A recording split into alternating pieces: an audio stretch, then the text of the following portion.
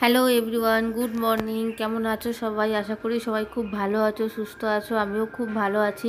নতুন একটা দিন, নতুন একটা ব্লগ নিয়ে চলে এলাম তোমাদের সামনে। তোমরা তো জানোই মা সকাল সকাল পুজো সেরে নেয়, তাই মায়ের পুজো দেওয়া হয়ে গেছে। আর আমি রোজ সকালবেলা উঠে এসে ঠাকুরটাকে একবার দেখে যাই মায়ের পুজো দেওয়ার পরে। আর ওদিকে দেখো মা ব্রেকফাস্ট আজকে আমার জন্য প্যান কেক বানাচ্ছে। আর আমার প্যান কেক খেতে ভীষণই ভালো লাগে, খুব টেস্টি একটা খাবার।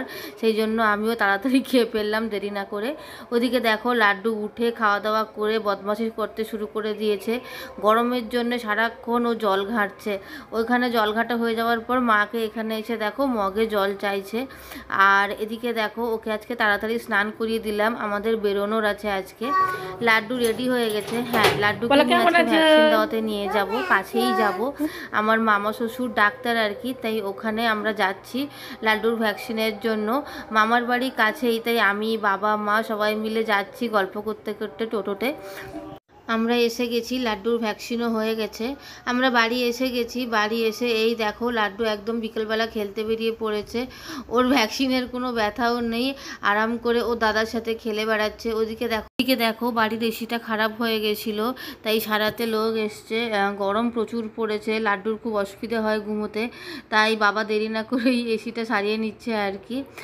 আর আমার প্রচণ্ড শনপাপড়ি খেতে ইচ্ছে করছিল বিকেলবেলা, তাই ভাবলাম শনপাপড়ি খাই। বাবা শনপাপড়ি এনেছিল আমার জন্যে, তাই ফ্রিজ থেকে বের করে দেখো শনপাপড়িটা খাচ্ছি। শনপাপড়ি খেতে আমার দারুণ লাগে। তোমাদের কেমন লাগে প্লিজ কমেন্টে জানিও। চলো আজকে তোমাদের আমাদের বাড়ির বাগানটা ঘুরে দেখাই। এই দেখো বেগুন হয়েছে গাছে। এদিকে দেখো লাউ গাছ আছে, লঙ্কা গাছ আছে, অনেক কিছুই গাছ আছে। আর লঙ্কা গাছে এখনও ফুল এসছে, এই গাছে এখনও লঙ্কা হয়নি আর কি। আরেকটা লঙ্কা গাছে দেখো ছোট ছোট লাল লাল লঙ্কা হয়েছে, হেভি ঝাল এই লঙ্কাগুলোতে জানো। আর এদিকে দেখো আমাদের বাড়ির বাতাবি লেবু গাছ, অনেক বাতাবি লেবু হয়েছে এই গাছে। প্রত্যেক বছরই বাতাবি লেবু হয়, প্রচুর প্রচুর বাতাবি লেবু হয়। আর গ্রামের সবাই খায় বাতাবি লেবুটা, জানো তো। আর এদিকে দেখো ছোট্ট একটা পুঁই গাছ হয়েছে।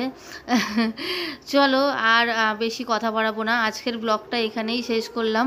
দেখা হবে অন্য একটা ব্লগে। তোমরা সবাই ভালো থেকো, সুস্থ থেকো। আর ব্লগ ভালো লাগলে প্লিজ লাইক কমেন্ট শেয়ার করো, সাবস্ক্রাইব করো আমার চ্যানেলটাকে। টাটা।